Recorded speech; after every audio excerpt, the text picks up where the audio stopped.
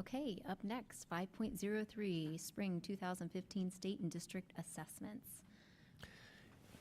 It's an exciting time as we go full bore into new state assessments. And I have Dr. Scott Ebrick here, who is Director of Assessment amongst many hats he wears for us. And as Scott comes to the podium, let me tell you that there isn't anybody in Central Ohio or perhaps in Ohio, maybe in a larger region than that, that knows more about the nitty-gritty details of the new assessments than Dr. Ebrick. He has been a wealth of support for our staff and our students to make sure we're ready for implementation of new assessments. And this is a great opportunity to thank Scott and the staff that work with him to make sure we're ready. And there's other people as well that I'm sure Scott's probably getting on too, but I'd be remiss if I didn't point out Greg Lewis back there and his team, IT. They've been all over the place making sure that we're ready.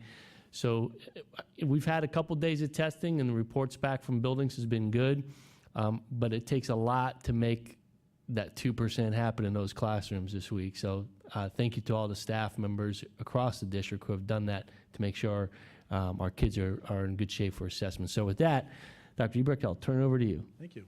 President Davidson, Vice President Villardo, members of the board, Mr. Griffith, and Dr. Kellogg.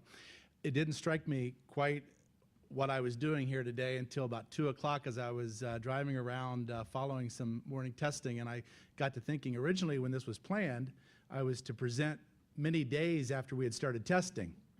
But the weather hit, and today was our first day of computer-based testing. And if it had not gone well, can you imagine what this evening would look like, okay, for me? Yeah. But regardless, it really went smoothly today, and I want to share with you in part why it did. I want to give you an overview of the spring tests, kind of sharing how state assessments have evolved, summarizing the technology and test administration requirements that we're under, as well as review the available resources and how we've really tried to optimize those and get those ready for our students. It's always alphabet soup when you're talking in education, so I wanted to make sure that I created a PowerPoint that could stand alone, that people could view. This will be on board docs for public viewing. So all these slides, there's a wealth of information, and I'll be straight up. Any one of these slides, with the exception of maybe this one, you literally could spend many, many minutes going over and going really in depth, and you could get lost in the weeds really quick. So I'm giving you a very broad overview, but know that, again, these slides can stand by themselves so our community can review them and get a good sense, a good snapshot of what we're doing with assessment this spring. So you'll see there the various acronyms. It's always good to keep in mind that there's actually two platforms that we're assessing in and utilizing. One is TIDE, the American Institutes for Research. That is for our social studies and science piece that is developed by the state of Ohio. And then the other is our English language arts mathematics piece, which is developed by PARC, a consortium of states. Legislative updates, you'll recall that all grade 3 students will now take the Reading Ohio Achievement Assessment to keep it consistent. We took the fall OAA in reading grade 3, and we have the 3rd grade reading guarantee. And there were a number of questions how that was going to impact students in the spring. So they passed this bill, and now all students will take the OAA in reading still again in the spring. Also, though, students will take the PARC math in grade 3. So that's been a little bit confusing. People have heard they didn't have to take the grade 3 PARC in reading, but yes, they still have to take it in mathematics. This slide here, a great deal of information. You'll see here that the Ohio Achievement tests, okay, the Ohio Achievement assessments have evolved into what we call the next generation of assessments. It was developed by PARC, again, ELA mathematics, and the Ohio has developed the science and social studies pieces. On here, there's a piece here about a Senate bill which requires all students taking American history and American government to take the PARC assessment, the Ohio State assessment. And that's been a little bit confusing to families because we think of it as a test for our freshmen in graduation cohort 2018, but there are still students that have to take the Ohio State test in American history and American government. Also, you'll note down here below the actual 7 tests that students have to take this year and how next year physical science is removed and it goes into biology. The physical science portion goes into the biology end-of-course test. Here is a snapshot. Basically, it takes what we saw over here for our graduation cohorts, 2018 and beyond, and gives you specific information as to the various tests that they're taking. You will know that there are some students that, because of course acceleration, are taking English 2, for example, when the majority of kids are taking English 1 as freshmen, the freshman graduation cohort 2018. But there's a small number of students that are taking English 2. And of course, there are some students that have already passed Algebra 1 and geometry before they've even gotten their freshman year in high school. And those students get automatic 3 points according to the state. And again, you can get really deep into that. But if we are not going back in the past and having students that have already completed those courses take those end-of-course assessments. If they've already completed the course in years past, they get automatic points. So with this, there's 2 parts to the test. That's what we're in. We are in the performance-based assessments now, the PBA. That's about 75% into the year. And then we go into the part 2, which is the end-of-year assessment. That's about 90% of the year, into the year. So that's why we're testing now, February, March, and we'll be testing again in April and May. Both of those tests, the PBA and EOY, generate a student summative score. So you have to have both in order to get a summative score at the end.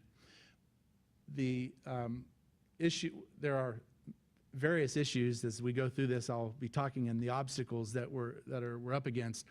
One of the ones that we found out here even more recently is we were expecting the results back in September. The state is now saying that we're going to get the results back in November of 2015. Keep in mind that the assessments originally were basically, the reason why we're going to computer-based assessments was so that we got the results back quickly. But because of standard setting, it's the first year of the test, they're now projecting November. So I want to make sure all of our parents are aware of that. Typically, they would get results back in June. Now, again, it's November. Could it be beyond that? I'm not sure, but that's what they're telling us at this point. They meaning the Ohio Department of Education. So on Friday, with the closing of school, we had anticipated, we planned that something like that might occur. And I was very pleased with the collaboration of our administrative staff on Thursday when the students were out sled riding, perhaps on a very cold day. We were hard at work trying to figure out what a schedule might be for our students. And when school was canceled around 7:15-ish, if you will, by 8 o'clock, 18,500 emails had gone out to all of our parents with the new schedule. And I was very proud of that. And there's many things I'm proud about the way we've handled testing. But Greg V. Brands and his group being able to get out 18,500 emails within an hour of closing to our families, because we had a lot of parents and kids anxious as to what the testing calendar was going to look like. So I give big credit there to our community relations department. So you'll see the testing windows. Because of the closed days, we may be able to, the state is giving us permission to extend that window a little bit, but we fully believe that with the schedule that we have, even with makeups, we'll be able to stay within these windows that you see here for testing. Those folks that go to this PowerPoint online through Board Docs, if you click on that URL there, you'll go right to the assessment calendar that was just updated on Friday. There's a lot of talk about time, and so I felt I needed to put in here the amount of time that our testing is taking. I'm all about trying to keep my pendulum in the middle, and I believe that the amount of time that we're testing right now, I'll be honest with you, I believe it's ridiculous, and we need to reduce it. And I appreciate Dr. Kellogg and his leadership working with the legislatures to try to do that. And I think we all are in many ways talking with our constituents, our legislatures, and trying to reduce the amount of testing. And here's the example of the amount of time that our students are testing for the performance-based end-of-year assessments. Mathematics, we want rigor. We believe in rigor, relevant type assessments.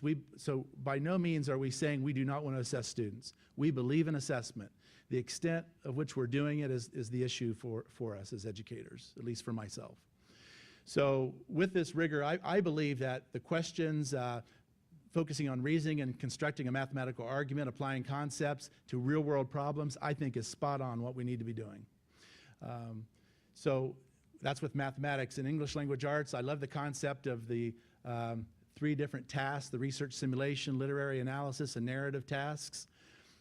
Those questions, very much you're focusing on evidence and also analyzing sources. When my son came home from the test the first night, I asked him what he thought of it. And he's a freshman taking the English 1 assessment. And his comment to me was, "Dad, we had to read a lot, I had to provide evidence, and I had to analyze a lot of sources." I have never discussed this slide with him, but I thought he picked up on exactly what they had to do. And I want to say, too, that I'm sure the teachers probably helped feed him that. But you know what? He picked up on it, and that's what he said. And that's what he said he experienced. So I appreciate the teachers preparing our kids just like that. So here's an example. This is an example of middle school and high school. You'll see there's 3 units to an English language arts session. We chose in our district to do 1 unit a day because these were new tests. Some districts are combining, for example, 2 units in 1 day. We felt we wanted to be very methodical, make sure we knew what we're doing, give kids optimum testing conditions, so we chose to do 1 unit a day. So you'll see there where there's 3 units for ELA, 2 units for mathematics. So that's why you get 5 days for 2 content areas, okay? Science and social studies focus on sequencing events, analyzing and interpreting source materials. Again, I'll let the public continue to read through that slide independently of this presentation. So you'll see here computer-based assessments are in grades 4, 5, and 7. We wanted to make sure we were assessing in ELA and mathematics, computer-based. We wanted to make sure we were assessing in science and social studies. We believe it's not a matter of if we're giving computer-based tests, it's when. We believe that is the direction we're going. And in fact, I asked the students today, and I asked them last Wednesday when we did 1 school for computer-based tests, Charrington Elementary, just to get, we didn't want to do them all at the same time. We wanted 1 school to kind of experience that, and we put all of our resources on that first day. Worked extremely well to do that. We learned, enhanced our protocols, and invariably, every classroom that I ask following a computer-based test, I ask students, do you prefer computer-based tests or paper-based? And invariably, and this is my quantifiable study, okay? It was 80% computer-based, 20% paper-based. But that was very interesting. Students very much welcomed that, with the majority did, and felt confident in what they were doing. The rest you can see there for paper, pencil tests, what we're doing next year, although we're not necessarily in next year. If this continues, to what extent, I'm not sure, but we are looking to expand out beyond grades 4, 5, and 7 for our computer-based tests. We're looking at if the state permits us, like a 4, 5, 7, 8 kind of computer-based test assessments. And then the rest would be paper-based. And then the 3rd year of our transition plan, it would be all computer-based. If, again, the state continues to go in this direction. Key differences. The old test item you'll see here, and everyone in the audience, I would assume, would recognize the old test item, what that looks like, okay? There's usually a definitive answer that you can seek and find.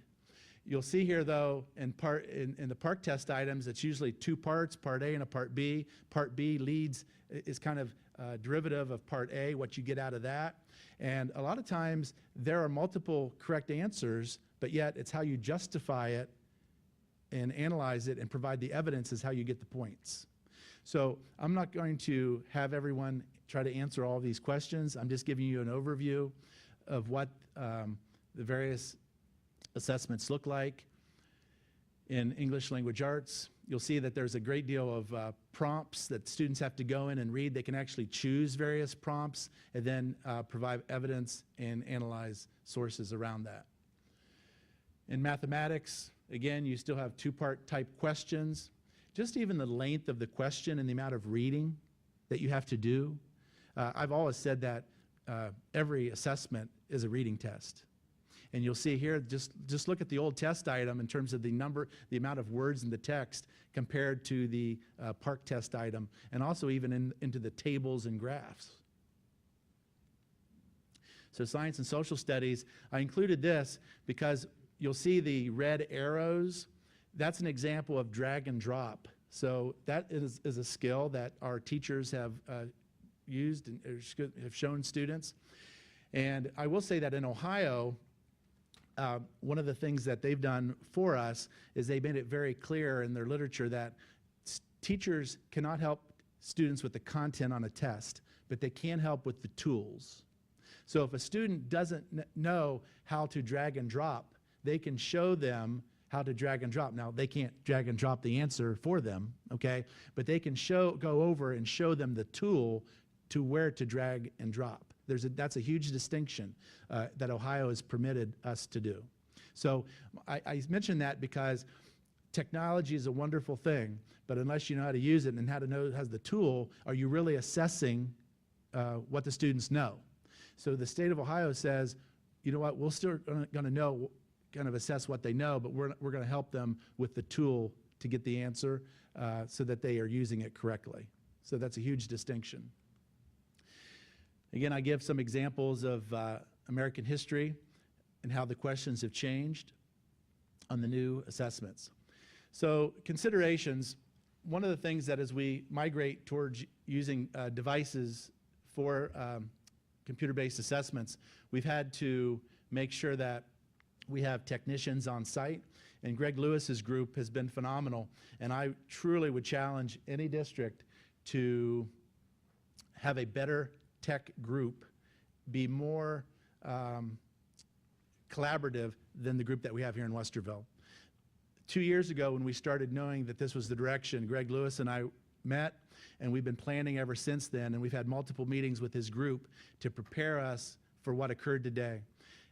And I'm proud to say we didn't have one technology issue that we could not overcome, okay? And the one area that I know we had, it wasn't on our end. And actually, we educated Park and called them, and they weren't even aware of the error, and our tech group found how to go around the workaround and shared that with Park. I challenge any other district to have that kind of a group where we not only identify the problem, but we tell them and share with them how to solve it. And it was really because of some, I could go into that really deep, but kudos, Greg, thank you. Our students are primarily utilizing Chromebooks, and in the elementary, that is all they're using are the Chromebooks. Dr. Kellogg and our teaching and learning roadmap, we are to this point because of that process. Originally, we were supposed to have 1,200 devices by this time. We have almost 2,700, I believe, devices in the district. And that has helped us being able to utilize those Chromebooks so that we didn't have to borrow any that really from others, like the high school down into the elementary. There was really not as much shifting as we thought we might need. And at the middle school, there are going to be some desktops utilized, but the Chromebooks have actually been working wonderfully for assessment. And again, though, it's because of what Greg did prior to this, and even down to purchasing the type of Chromebooks he did and recommended. So we do have technicians in various buildings there to help out with the assessments, a huge rollout plan for that. I provided this slide because all of these are hyperlinks on the PowerPoint, so when parents go, they want to view this, they can go in, click on any of those hyperlinks, and it will take them right to various sites that they might be interested in as parents, especially around practice tests, et cetera. Terra Nova and InView, we are, because we have to keep in mind that, yes, we're still doing Ohio State tests, but we also have tests that we're doing as a local community, for example, for gifted identification. These tests are very important to our community and to our students and faculty. And so originally we were giving the Terra Nova InView primarily in grades 2 and 6. But the issue with that is in grade 6, by the time we get that assessment results back, students are already going into 7th grade. And what we're trying to say is, let's use the assessments to place students. That's the right thing to do. So that's why we're going to do grades 2, 5, and 6 this year.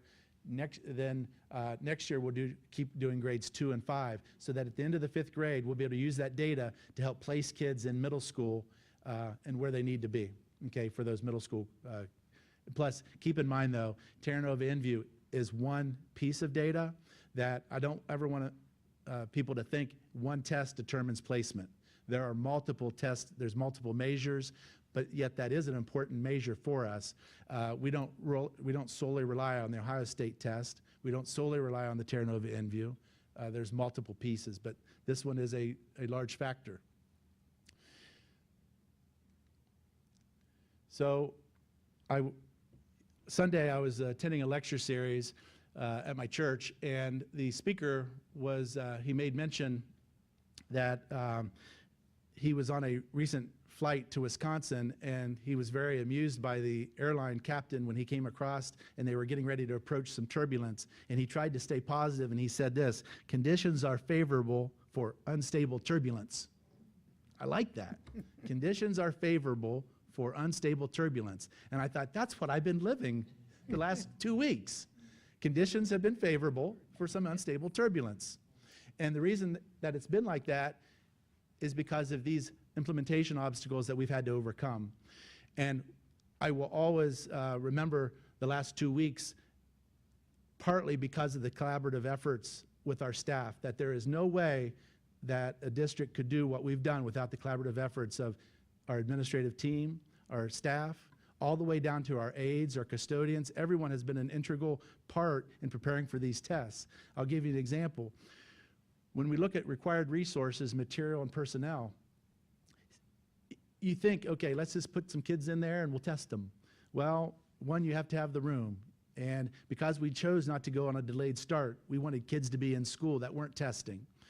We had to test in the gymnasiums, for example, at North and Central and South in the cafeteria. But when you do that, you still have to get tables and chairs. Well, you have to get those set up. Well, then that evening you have basketball practice, so you have to tear them all down. Do you see how many people play into that? But yet at the same time, we realize that there's a cost to all that as well. Device acquisition and utilization, I've discussed that. The time duration of assessments, I've discussed that in terms of, I think, the direction we need to continue to hit home to reduce that amount. The staff student training, particularly in computer-based assessments, we have been working diligently this year on preparing our staff and students, and we had voluntary workshops in the fall and in the winter for staff to come and learn. Those were very well attended. We had all of our educational technology integration specialists train all of our staff to be able to then go and show the students how to use the tools for computer-based tests, and then the teachers then train their students. So it was more like a train-the-trainer type of a model, and that was successful. And the IEP changes, our special education department, one of the changes that has occurred is we used to be able to read, for example, the English language arts directions for the assessment for students.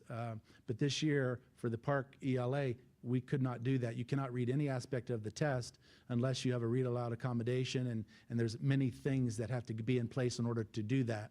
And so our IEP changes, for example, had to reflect that, and our special education department made sure that we were compliant on all of our IEPs going into the test. Updates from ODE Park, I still get updates daily from them.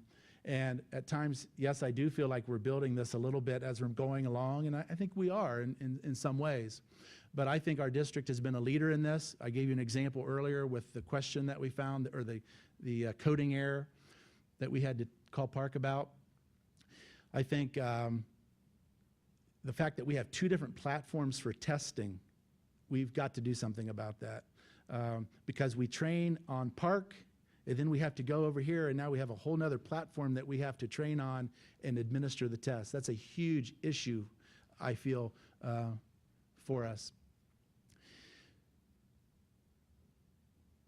I think I could continue from there, but I think I'm just going to turn it over to questions now from the board.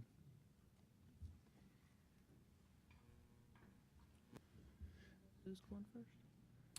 Well, I think, first of all, excellent presentation. Thank you. I think this board has expressed our concerns, frustration, irritation with the high-stakes testing paradigm multiple times. We're on record. What I find really fascinating about the last couple of weeks is I have the benefit of having a number of high school friends who are now teachers all around the state. In particular, two that I can think of, one in Mayfield Heights and one in Huron.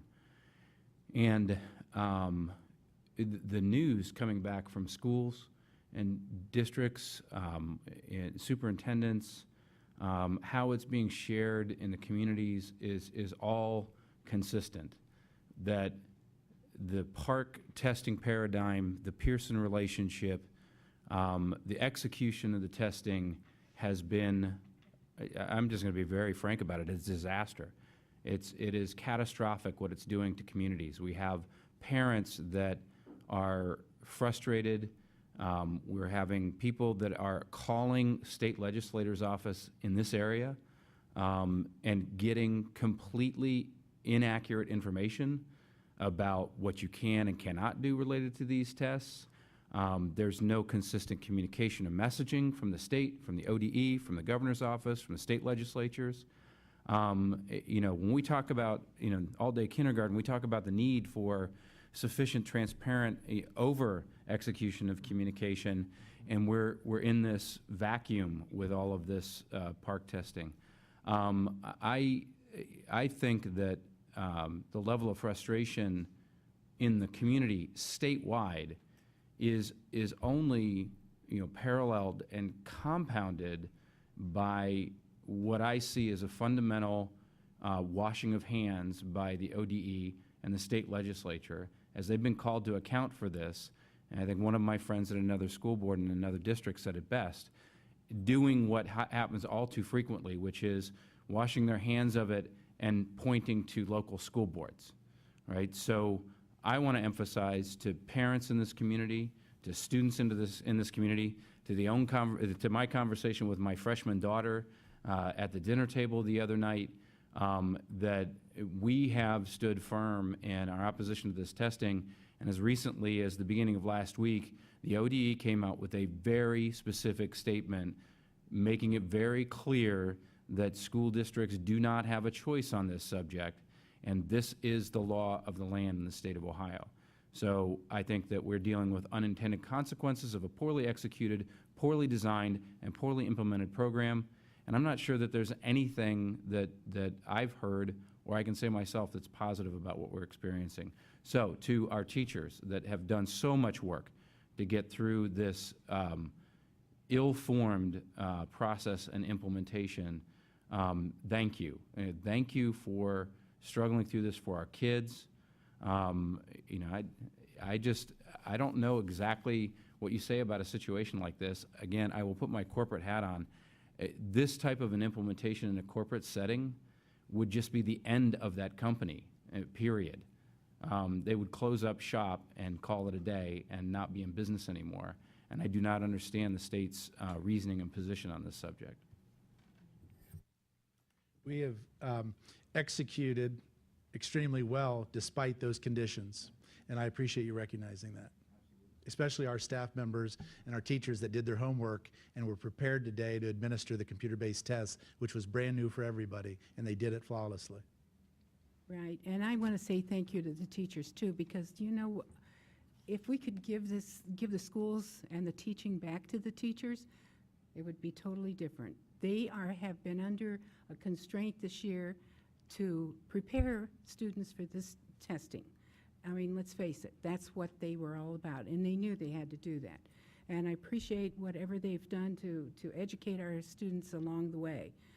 And in regard to the frustration of parents, I'm going to bring up the question that I asked you earlier, just so the public is aware, that the parents did have the opportunity to opt out of these park tests. And in our district, did many of them do that? Can you report on that? Well, keep in mind, Mrs. French, that the whole opt-out provision is a very, it's a lightning rod to many. Mm-hmm. And in our community, 64 students are not taking the test and have elected, their families have chosen that for that to occur, which is actually less than 1% of our students that we tested. Scott, can I hit on that one for a second? So Scott gave you the numbers. Let me, and I don't mean this to be corrective in any manner, Dr. French, but clarity on this. The law says the students have to take the tests. There's nothing in law, there's nothing in ODE policy, there's nothing in our policy that says a student can opt out. We're well aware that there are organizations out there providing forms to families that say opt out. Those are not anyone's jurisdiction legally or policy-wise. Those are being created, and I'm not being critical of those organizations, I'm just saying those don't count. But it is being done in districts other than ours, correct? No. There is no opt-out in the state of Ohio. What we're doing, on the advice of our attorneys and ODE, and so here's a plug from my social media. If you want to follow, I put out ODE's position paper on the opt-out question on my Twitter site, which would be super_WCSD. The super has nothing to do with me. It's title, superintendent. So if you want to see that, I put that out a couple days ago. So the law, there is nothing in law. In fact, the law says you have to take the test.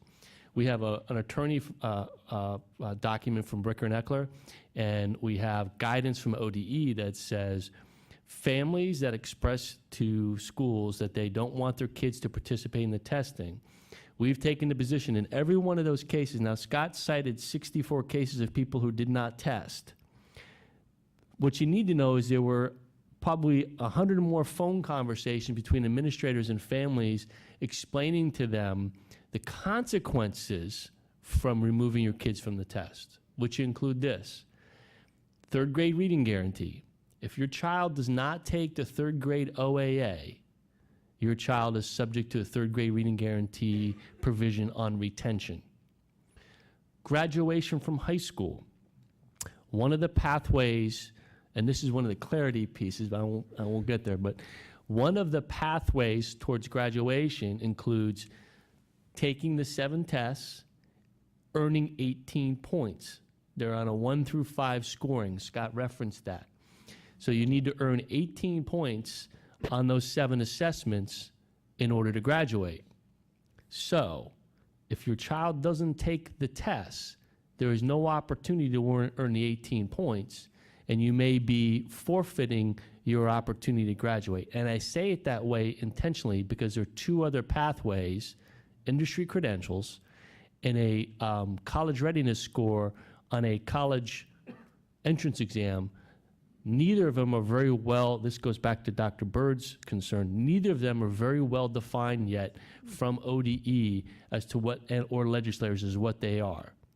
So in other words, if your child does not participate in the high school assessments at this point, they're rolling the dice as to whether or not they will be in a position to graduate under those other 2 pathways. So I don't mean to be, it's not an argument. I just want clarity for our community Well, I on what it wanted is. clarity too. You're saying high school. So if they opt out in the elementary or the middle There, school. there is no opt-out. This term is No, I'm widely, talking about Park. Now, I'm not. there is talking no opt-out for any state assessment, 3rd through 8th grade or high school. So, and just So real we're quick, doing it, Carol. But we yeah. have people doing it. Well, And no, they're have- receiving we have zero. people that are electing, receiving Carol, 0. Dr. French, we have people that are electing not to take the test. I have been engaged in conversations downtown in the legislative liaison role. There is no confirmed case of any school district in the state that has architected a legal opt-out approach to this issue, because the ODE clearly says there is no legal way for you to opt out. However, I am familiar with those conversations of Been a discussed. couple of rural school districts in particular, that the superintendents themselves have come out and said, you are required to register to take the test, to show up for attendance, and if your child willfully chooses not to take the test, then that is fine. Same thing, I've actually seen these messages, same thing saying, the consequences are that those scores will be recorded as a 0 against the overall district score, which has consequences to the school's performance and the overall performance index, as well as the other consequences that Dr. Kellogg stated. I think that this particular piece is very, very frustrating for the whole community, because people talk about opt-out, and I agree, there are a number of different organizations that are trying to either be quasi-representational of people that feel strongly about this subject, which I obviously do, or feel that there are mechanisms to be able to bypass this that do not exist legally, and they're creating these forums to do so, and that in itself is adding additional misinformation to the issue. Again, not with the wrong intention, but there is no opt-out. And I Well- just think this is a badly executed series of implementations That and als- law. I got you, but that all said, we did have 64 families that opted out. Dr. French, to give you a little bit more salient numbers there, it's 27 in the elementary, 34 in the middle school, and 3 at the high school. All right, thank But you. keep in mind that the high school, you can't just think of those as graduation cohort 2018, because there were some families, for example, that have to take American history, American government, that may have chosen to do that are sophomores, juniors, or seniors. Gotcha. Okay? So our position on this has been to have a conversation with the families, to make sure that they understand what the potential consequences are that I've described, mostly as it relates to their children. There's a secondary effect that Dr. Bird, Mr. Bird referred to. I just gave you an honorary PhD. You can have mine. That ties to accountability measures in a couple ways. One, all 63 of those students who did not take tests now count as zeros in the accountability model for ODE and for our report card. All 60-something of those children who are tied to teachers whose evaluation is based on their performance won't impact their evaluation. So all of those pieces also come back to reflect on the district. And so you're in a catch-22. I've told my staff adamantly, we're not going to wrestle with parents over this issue. We'll inform, let them make their decision. On our end, we'll live whatever the consequences are for us. But keep in mind, what we're doing is opening a door that puts a bruise to some of our accountability measures, but I'm not going to argue that point. I'll have that conversation with the legislators about where this is. I'm not arguing with people who bring us forms. I'm not arguing with agencies that are advocating for that. That's not the point. The point is, my concern is, and I said it to legislators who kept saying opt out, I said, you're making a policy reference and a legal reference that does not exist, and you're putting that, and this is what we're suffering from, in the community's mind as if it's something that exists, and it functionally doesn't under law. So again, I would drive people, it's an information on student participation in state tests. I'm happy to take, Scott and I are happy to take more questions. I don't want this to be a beat-down session on the state about testing. More importantly, as Scott's pointed out, despite all of this, we had a huge number of kids take tests last week and this week. The students that are not testing are less than 1%. And what we're hearing back is that the preparations we've put in place, the build-up for this, and for that big moment, when we drew back the curtain and we put the test in front of kids, we had testing situations in which kids didn't have added anxiety because we weren't on our best game, and we prepared for whatever was going to come. And real anecdotally, as I've talked to people, the young people who are taking the test are coming back and saying, I don't know what the big deal was so far. We'll see what happens when we hit math and science, right? Hats off to staff, as everybody else has said. So I don't want to derail the conversation, but I also think it might not be the right forum for us to continue on legislators and frustrations, but talk about questions that you might have relative to our implementation. Well, and quickly to wrap up that thought, because I think it's important, the thread that you just pulled on. So let's talk about it specific to Westerville City School District, right? Our teachers, our administrators, our students have gone through the paces, regardless of the structure or the issues related to the program. We made sure we were prepared. We did what we needed to do. I also want to make sure it's equally clear that as an administration and as a board, we're not simply saying we've thrown up our hands and there's nothing that we can do and oh, poor us. I do not want the community to believe that for an instant. Dr. Kellogg has testified before the legislature. Members of this board have been very active in calling, talking to, meeting with not just members of the legislature, but members of the state school board. You know, we are not taking this laying down. We take this very, very seriously. But in the meantime, I'm also very, very proud of this district that we still do what is necessary to make sure that our students and our community of teachers and educators do what we need to do to be able to meet these expectations. So again, my hat's off to everybody on staff, because it's a tremendous amount of work to do, and I think that you're doing a great job. Richard has summed up the vast majority of my thoughts quite eloquently, and thank you for that. I do want to lend my kudos as well to all the staff in all the departments. There has been an immense amount of work done.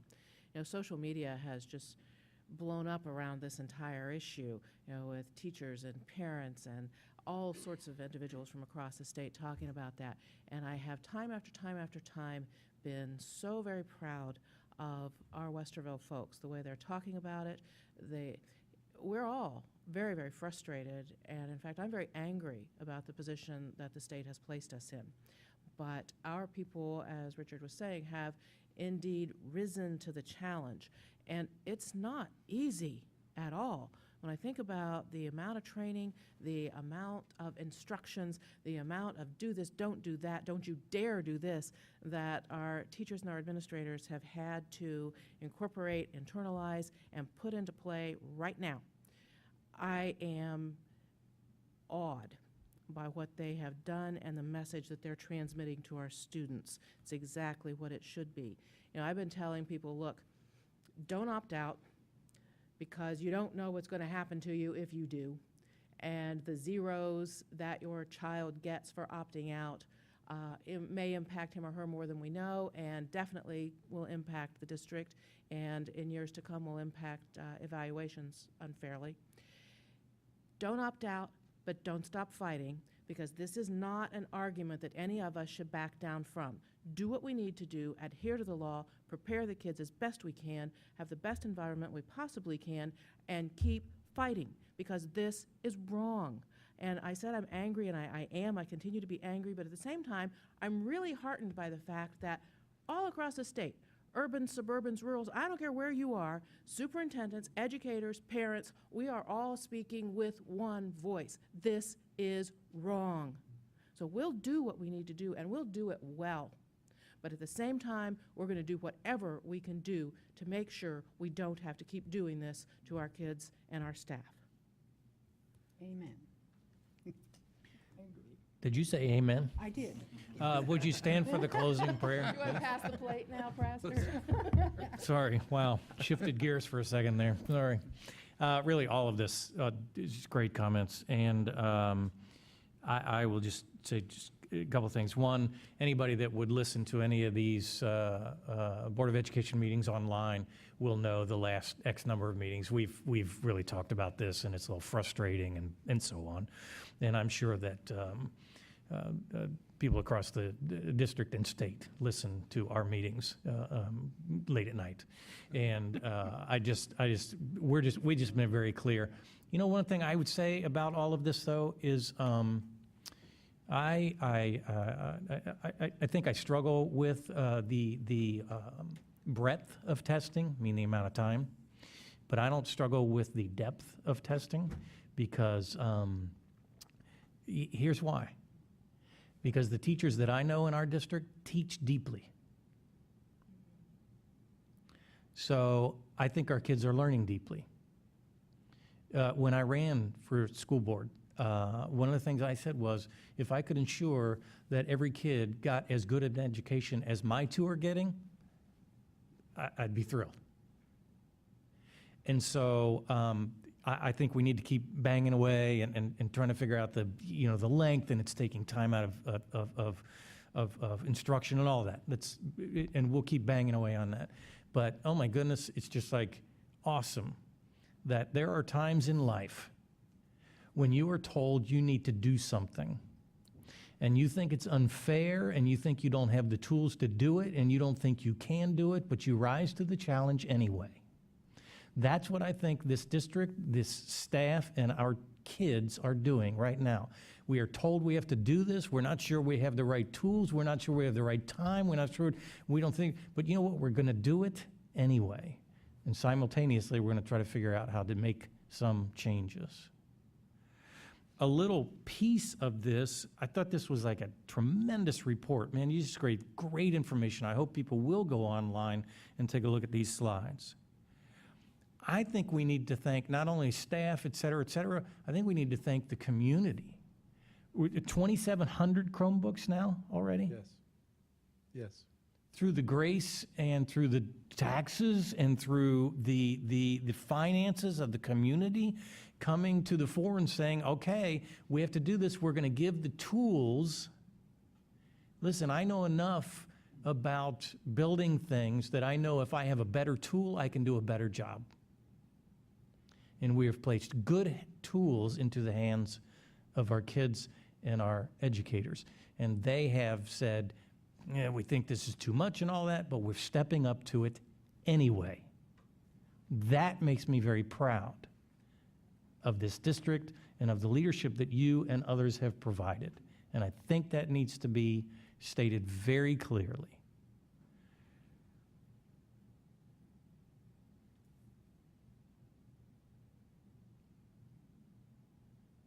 And as we go along, I hope that some of the things we can address are some of the minor pieces that seem to me to be inappropriate. You have a child with an IEP who struggles in reading, and somebody is saying, well, we're not sure you can read that out loud. Well, the overall thing will make you mad. That kind of thing will make me angry. Because then we're saying to some children, yeah, you're capable. Your teachers have made you capable, but we're going to handicap you a little bit more. Well, state, send me an email about that.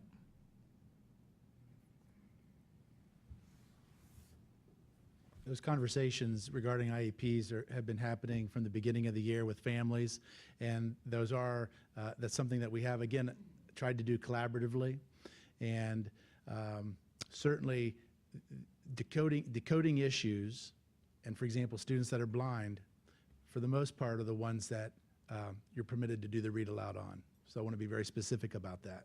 Decoding issues and students that are blind. Beyond that, it's a very small number of students that have qualified, more so than in years past. Yes. Mm-hmm. And so does a person really read it aloud to them, or is it read by the computer? It can go either way. You can actually do a computer-based test with a human reader, Right? or you can have the computer do the text-to-speech. So there's a lot of variety. And so that's why those discussions are individual, and we're having those with families, with the principal, special education coordinator, the parents there, and sometimes the student, to see what's going to be best. And that, of course, is not a 5-minute conversation. You know, there's a lot of time that's put into those discussions to make sure that we're providing the students what they need to the best of our ability. And I get that. Here's one thing just a statement that I'm very concerned about. Transferring information from the computer to a piece of paper and then transferring it back. When they have scratch paper to work out the math problem, they can't use the scratch pad on the computer. Is that true? Because if you pull down on the computer, there's a scratch pad, is what I was shown. But now while the kids are taking the test, they have to transfer the information to a piece of paper, right? The problem? They're given pieces of paper to work on, to work those problems out, yes. But they can't do that on the computer right there where they could maybe cut and paste it or copy it? Within a given problem, there are a variety of tools that students can use. We found students are not having an issue with going from the computer to the paper, back to the computer as they work through those problems. But some students are choosing to use scratch pads or whatever is within that particular program that enables them to do that. Okay, and they can copy it if there's... Yes, there's cut and paste, there's different things, yes. Okay, because that's a big one for me. Can you? You know, and the other one, you know, like there's answer masking where you can hide, like once you go through a problem, and if you say, you know, that particular answer you don't want, you can mask it. In other words, you can hide it. In other words, you can highlight, for example, like you would on a regular Right, I saw paper-based that. test. So there's a number of features that students can use. I just know with the kids that I work with, they could not do that. So that's why that is one thing that sticks out and really concerns me. The 18 points, so I'll bring my own daughter into it. She's going in freshman year. She has 6 points already. So probably by the end of next year, she'll have her 18 points. What does that mean? Well, you have to take the 7 tests. Right? And it's a cumulative of 18 points.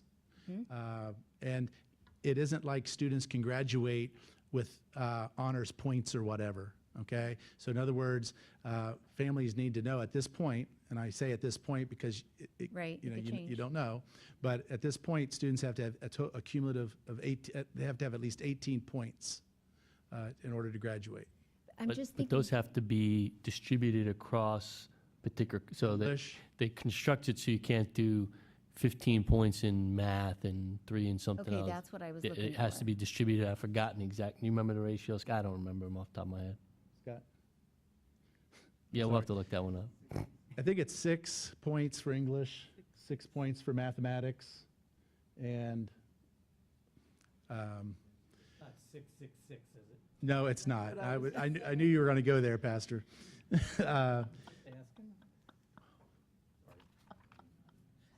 I think I don't want to say something that I don't know specifically, but there is like English, you have to have, I believe it's 6 points, mathematics at 6 points, and then in science and social studies, it has to, I think it's maybe 3 points each, maybe, or Okay.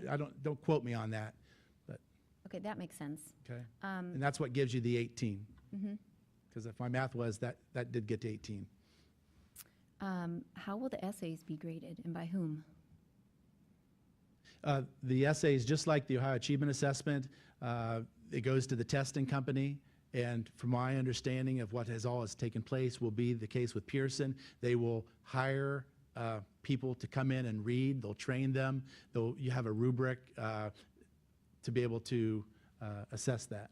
So who they are, the testing companies, and that's always been the case with our short answer and extended responses with testing companies. And I just think it would Then be, they also try to train them for inter-rater reliability. I mean, there's a lot of factors that go into that. okay. And I think it would be good for the public to hear the relationship with Park and Pearson. Can you explain that a little bit? Well, Pearson is the test company that developed the English language arts and mathematics assessments for the Park Consortium. And the Park Consortium is a consortium of multiple states. So Okay, The answer is 4 points in math, 4 points in English, 6 points across science and social studies, there you go. okay. according to the ODE website. And we might want to say that because I've already heard kids talking about this. Yeah, it's 4 points in Not math, mine. 4 points in English. So they must earn a minimum of 4 points in math, 4 points in English, 6 points. Now, if you do your math right, that's only 14 of the 18. So you got to pick up 4 more from something. Okay? But that's the minimum standard. So, yeah, they shut off all the escape valves. Okay. Scott, thank you so much for all your hard work, and Bet. we really appreciate it. And I loved your comment the other day because I was feeling really bad about the tests and how the kids are guinea pigs, and your comment back was they're not guinea pigs, they're pioneers. We need to look at it that way. And I told my little pioneer as he walked out the door this morning, and it was funny, he came in and said, I said, how'd the test go? And he said, yeah, it was easy. He said there were 12 questions, 80 minutes. He said, I got done really quick. So he said, I made up problems in my head. He said, each question should have taken me 6 minutes and 40 seconds to add. I mean, he kept going. I'm like, oh my gosh. I said, so you think you did well? Yeah. So thank you very much. You do learn from students, and at Charrington Elementary, I happened to discover that when I called called a group of kids pioneers, and I called another one a guinea pig, and the kid said, I ain't no guinea pig. And I immediately thought to myself, that kid was right. So thank you. Yes, we are pioneers. Yeah. Okay, thank you. Okay. Anything else, Dr. Kellogg, you want to, I think that's plenty. think that's plenty? Okay.